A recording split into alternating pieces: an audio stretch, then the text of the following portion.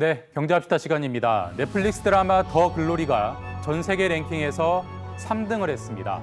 시즌 1이 올 상반기 6억 2천만 시간 넘는 누적 시청을 기록한 겁니다. 피지컬 100, 일타 스캔들도 15위, 16위였습니다.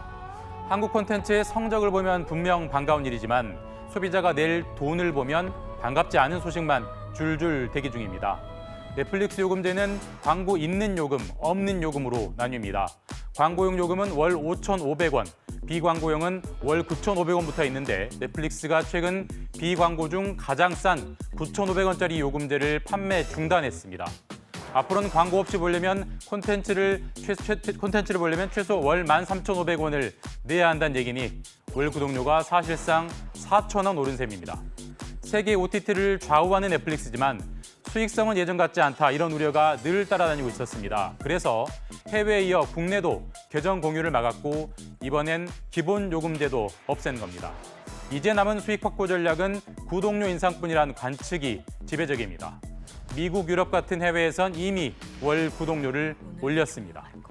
소비자가 떠나지 못하게 가둬놓고 슬금슬금 가격을 계속 올리는 플랫폼의 성장 공식, 넷플릭스도 철저히 추종하고 있습니다. 중국은 유망하다. 중국의 최대 통신기업 화웨이의 이름뜻이라고 합니다. 이름부터 애국적인 이 기업이 다시 미중 갈등 전면에 서고 있습니다. 화웨이는 최근 홍콩에서 5년 만에 미디어 행사를 열었습니다. 여기서 최신 제품을 집중 홍보했는데요. 미국 보란 듯한 내용으로 가득했습니다.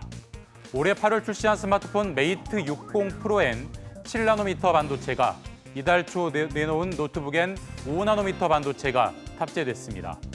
미국이 14나노미터 이하 반도체는 중국이 수입 못하게 틀어막았는데 화웨이는 더 미세한 반도체 칩을 잇따라 상품화시킨 겁니다. 미국은 떼약해하고 있습니다. 지나 로몬도 미국 상무부 장관은 충격적, 매우 우려 같은 강한 표현을 반복하면서 가장 강력한 조치를 할 것이라고 밝혔습니다. No way are we going to let them catch up. We cannot let them catch up. 화웨이가 수출 규제를 어떻게 풀었는지 미국이 조사 중이지만 아직은 미궁입니다. 조사 결과가 나오면 미국은 수출 규제를 분명 더 높일 텐데 화웨이는 파괴적으로 혁신적인 제품을 내년에도 계속 내놓겠다 자신감을 보이고 있습니다. 미중 간의 화웨이 대전 더 뜨거워질 것 같습니다. 요즘 환율 1달러가 대략 1,300원 정도죠. 그런데 어느 날 갑자기 1달러에 2,600원, 2배로 뛴다고 상상해 볼까요? 그러면 기름값, 농산물값 모두 급등하고 해외 직구 결제액은 곧바로 2배가 될 겁니다. 그런데 아르헨티나에선 정부가 일부러 이런 일을 했습니다. 아르헨티나는 고정 환율을 쓰고 있습니다. 최근에 달러당 400페소에서 800페소로 조정했습니다. 그러면 조금 전 상상 같은 엄청난 충격이 몰려올 텐데 아르헨티나 정부는 왜 그랬을까요? 공식 환율이 이미 신기루이기 때문입니다.